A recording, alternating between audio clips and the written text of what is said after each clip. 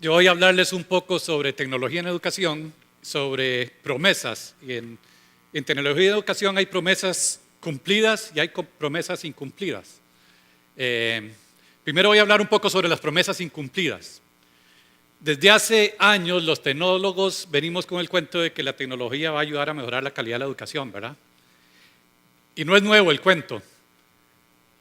En 1922 Edison decía que las películas iban a revolucionar el sistema educativo.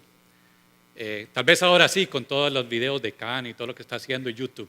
Pero esto es de 1922. En el 45 nos decían que deberíamos poner radios portátiles en todas las escuelas y ahora todas las lecciones vendrían por radio y ya los maestros no tendrían que dar clases.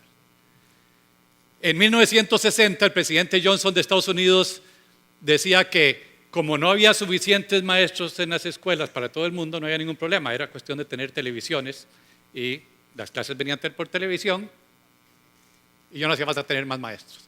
De hecho, a mí como ingeniero me tocó recibir algunas clases en un salón de clase con una televisión en blanco y negro, que lo que hacían era que la clase que normalmente era aburrida, le hacían peor porque la decían un poquito mala resolución y en blanco y negro, ¿verdad? En los 80s, cuando viene la computadora, las cosas se ponen peor, porque entonces ahora se vuelve más frecuente el hecho de que hay una nueva tecnología y que la nueva tecnología es la que va a resolver el problema de la educación. Al principio teníamos computadoras individuales, pero después decían, no, es que hay que poner laboratorios. Y después decían, no, es que ahora hay que hacer trabajos colaborativos, hay que conectarse a Internet. No, es que ahora con Google sí podemos hacer las tareas, ¿verdad? Ahora son las redes sociales y cada vez es una nueva tecnología que nos hace hacer la implementación, tratar de evaluar y darnos cuenta de que no sirvió para nada, ¿verdad? Porque la mayoría de los casos no sirve para nada. La mayoría, no dije todos. Ahora, por supuesto, hay que poner laptops, ¿verdad? Una laptop para cada niño. Y después de las laptops, pues ya nos están hablando, no, el iPad, ¿verdad? Y después del iPad vendrá otra cosa.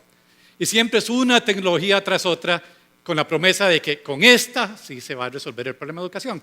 Y ahora ya los tecnólogos nadie los cree. Entonces dicen, bueno, ok, tal vez no va a ser para la educación, ahora es la brecha digital. Entonces ahora el cuento va a ser la brecha digital y cuando no reduzca la brecha digital, habrá otra cosa para la brecha digital. Y las evaluaciones, principalmente evaluaciones de proyectos grandes, como el proyecto de más de 1 millón de laptops para los niños de Perú, lo que nos muestra es que no mejora la calidad de la educación por la introducción de la tecnología. Ya lo sabemos desde hace tiempo y lo seguimos haciendo. ¿Y cuál es la historia en Costa Rica? Pues en 1988 introdujimos en el proyecto de la Fundación Mardengo y el Ministerio de Educación la informática educativa en las escuelas, ¿verdad? ¿Cuál es el resultado en el 2012? La educación sigue mal. O sea, después de 24 o 25 años, el haber introducido todos los laboratorios de informática educativa nos lleva a que al menos en las pruebas estandarizadas no hemos mejorado. O sentimos que no hemos mejorado, no podemos comparar porque no hicimos PISA anteriormente, pero verdaderamente la tecnología no nos ha llevado a mejorar el nivel de educación que esperábamos. ¿Y cuáles son las promesas cumplidas entonces? Todas son incumplidas, ¿hay promesas cumplidas? Sí, por supuesto, hay cantidad de proyectos pilotos exitosos, miles, posiblemente decenas de miles, todos los conocemos. Casi todos los proyectos pequeños son exitosos, casi todos los proyectos pilotos son exitosos y todos conocemos de alguno aquí o allá. Les voy a mostrar 2 ejemplos de uso de tecnología que fueron exitosos. Esos son el colegio de Otto, como se le llama aquí en Costa Rica, el Instituto de Educación Integral, que en el 2002, que nos escuchó una vez Otto Sileski a Joseph Novak y a mí hablando aquí en Costa Rica, decidió que iba a introducir la tecnología, laptops, no una por estudiante, sino todas las que pudiera tener, por el tipo de población, y los mapas conceptuales, aprendizaje significativo en el colegio. Lo interesante es que estos son los resultados del número de estudiantes que aprobaban las pruebas de bachillerato en el colegio. Normalmente, pues en el 2002 un 65% de los estudiantes aprobaban las pruebas. Introduce las computadoras, cambia la metodología y se reduce a un 55%. O sea, en el cambio metodológico y tecnología se viene abajo. Pero se dan cuenta de que no era un cambio que tomaba 1 año, era un cambio que tomaba al menos 2 años. O sea, le costaba más a los docentes cambiar que a los estudiantes cambiar a un ambiente que los estudiantes hacían investigación, preguntaban, hacían mapas, investigaban, seguían haciendo trabajo.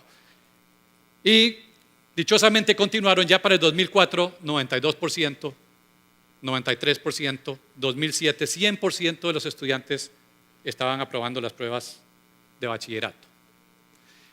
Lo interesante es que tomó tanto tiempo.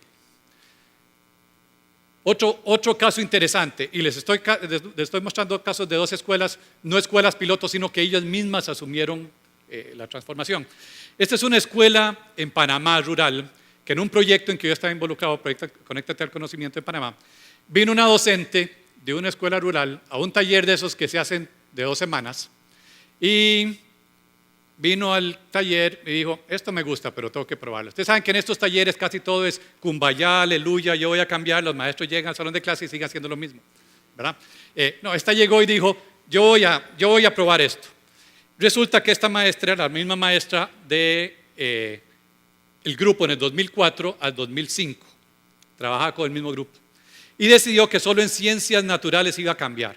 En todas las otras materias iba a seguir trabajando igual.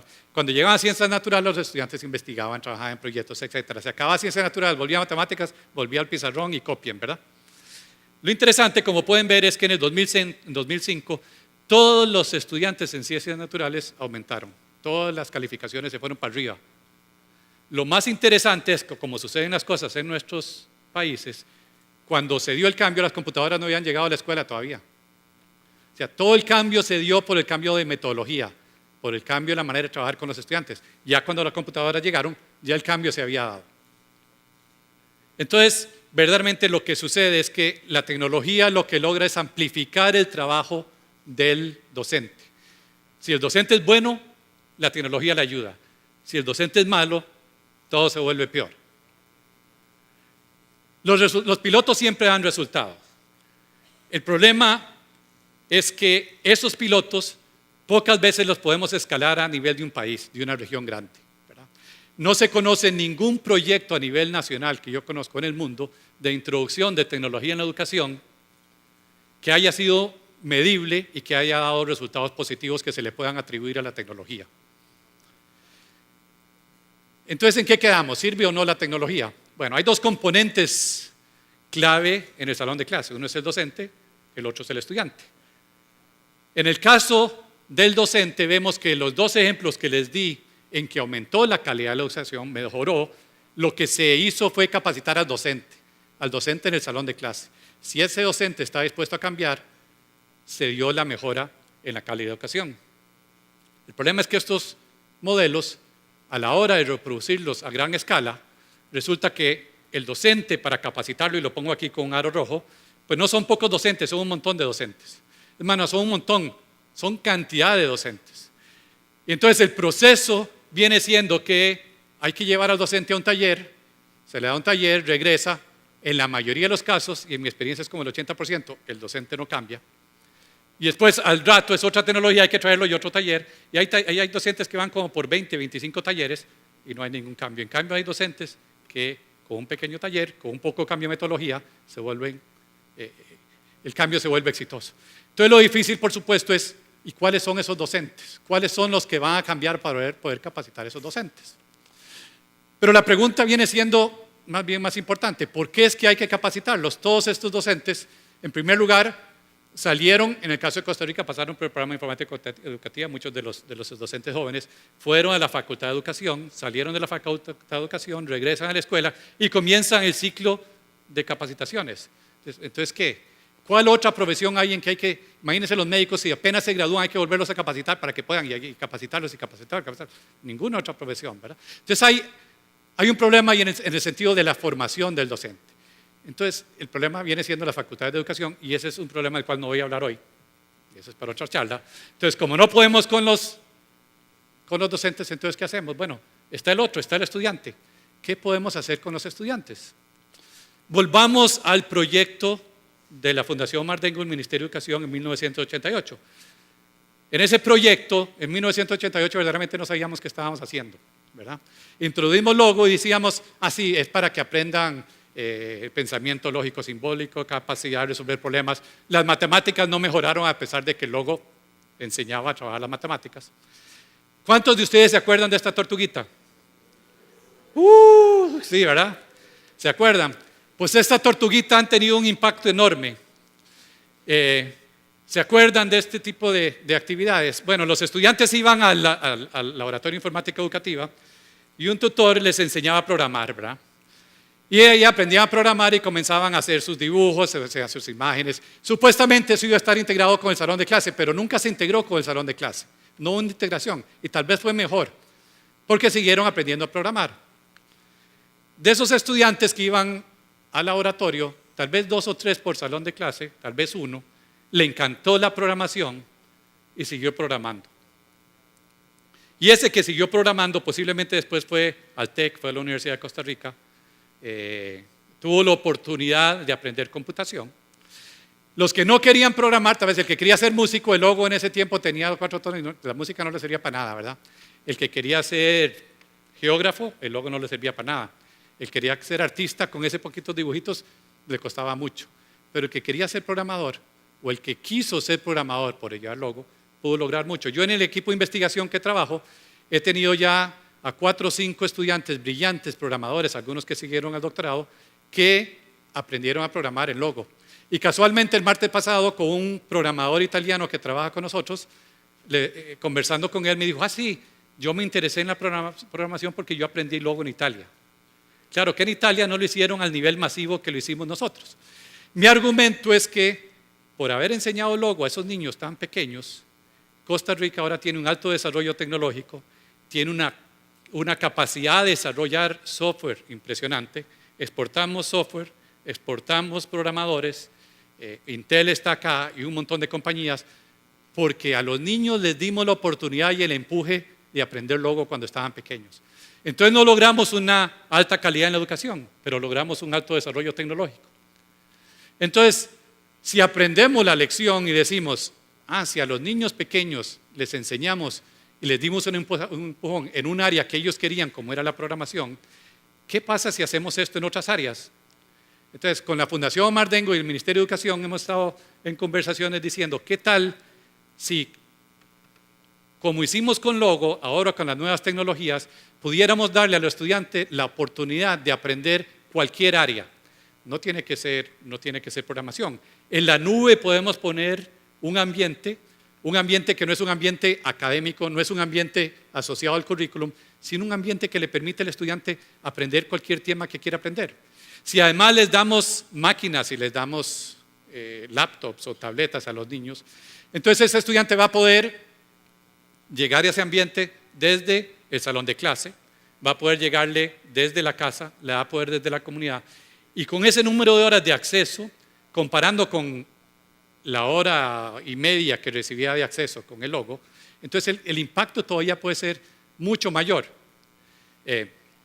Entonces, lo que proponemos es que se cree un ambiente en el cual el estudiante entre a aprender sobre cualquier tema que le interese, donde hay una semilla y otros estudiantes que le ayuden, donde puede ser que lo que le interese sea el fútbol, y puede ser que en 20 años tengamos buenos técnicos y una buena selección, puede ser que lo que le interese sea la música, puede ser que lo que le interese sea el ajedrez, y que el ambiente paralelo, este ambiente intermedio entre la web y el ambiente académico del currículum, si lográramos que tal vez un 20-30% de los estudiantes se interesaran, el impacto que podría tener el desarrollo del país en muchas otras áreas sería mucho mayor comparable al impacto que tuvimos con el logo y que ahora lo vivimos muchos años después.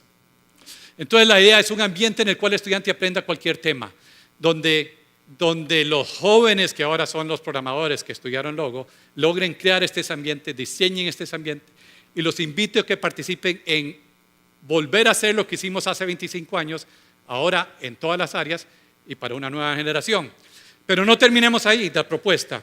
Ya que le vamos a dar la oportunidad al estudiante de que aprenda cualquier cosa, ¿por qué no creamos un ambiente parecido y le dejamos al docente o al estudiante de educación la posibilidad de aprender también sobre cómo trabajar la tecnología y cómo aprender metodologías sobre educación paralelo a lo que puedan estar aprendiendo en la Facultad de Educación. Entonces estaríamos trabajando no solo con los estudiantes, sino también con los docentes y los estudiantes de educación.